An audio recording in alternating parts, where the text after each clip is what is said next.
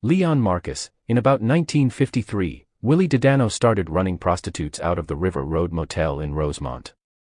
3 years later, in 1956, Sam Giancana purchased the hotel through the Southmoor Bank for a $100,000 payment.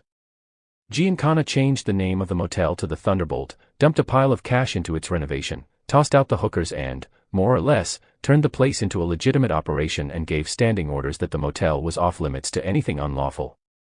In 1957, a banker named Leon Marcus, who handled much of Giancana's near-legitimate investments, was indicted for embezzling bank funds. Stupidly, Marcus tried to blackmail Giancana into fixing his trial. His threat was that if he didn't, he would tell the IRS about the $100,000 cash payment for the Rosemont Hotel and a series of other investments Giancana had made through him. Giancana decided that Marcus had to go. He passed the order down to Willie Didano, who in turn sent an ex-cop named Sal Moretti to murder Marcus and retrieve the $100,000 cash bill of sale from the banker's wallet.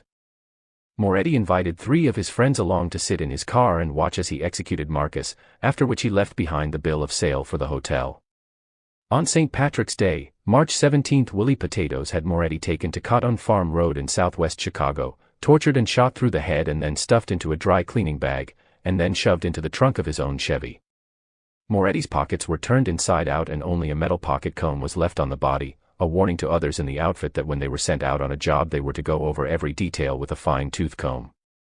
The only reason the cops found the corpse was that the body started to decompose and the smell from the car was overwhelming enough to draw the neighborhood's attention. Detectives later found the marker for the hotel on Marcus' body and now there was hell to pay. Moretti's death was the 976th mob killing since Johnny Torrio had arrived in the Windy City in 1919. In October of 1962, Giancana's half-brother, who was also the hotel's manager, followed his brother's orders and sold the hotel for $500,000. The deal was financed by Sam Giancana and one of the buyers was Mayor Donald Stevens. Stevens also acknowledged that he had purchased a motel from Giancana, but, he said, he had only purchased the place to get Giancana out of town. This was 7 years into Stevens' 45-year administration.